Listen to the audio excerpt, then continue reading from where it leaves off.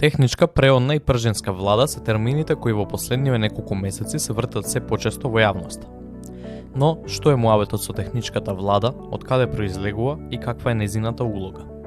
Се со цел да се надмине политичката криза во Македонија, водачите на 4 најголеми политички партии во јуни 2015 година го склучија договорот од Пржина.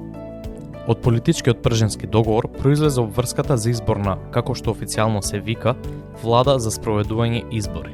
Всушност, преодна влада која популарно се нарекува техничка влада.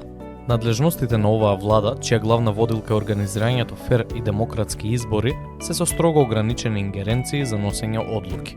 Процедурата за воспоставување на техничката влада започнува со оставката на претседателот на актуелната влада, што според пропишаното во Уставот повлекува оставка на целата влада.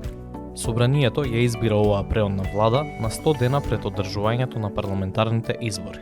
Во техничката влада се назначуваат и министри од опозицијата. Според договорот, во техничката влада се назначува нов министер за внатрешни работи, кој го предлага партијата во опозиција со најголем број пратеници во собранието, по претходна консултација со двете политички партии со најголем број пратеници во парламентот. Истото се однесува и за нов министер за труд и социјална политика.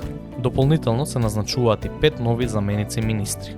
За внатрешни работи и за труд и социјална политика по предлог на партијата на власт, а за финансии, земјоделство, шумарство и водостопанство и информатичко општество и јавна администрација по предлог на партијата во опозиција. Мандатот на техничката влада трае до денот на објавување на конечните резултати од Државната изборна комисија за спроведените избори за пратеници во собранието, пошто мандатот им престанува по сила на закон.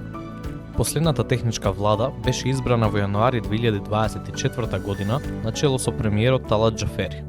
Предходно во земјава беа избрани две технички, односно преодни влади од 2016 и 2020 година.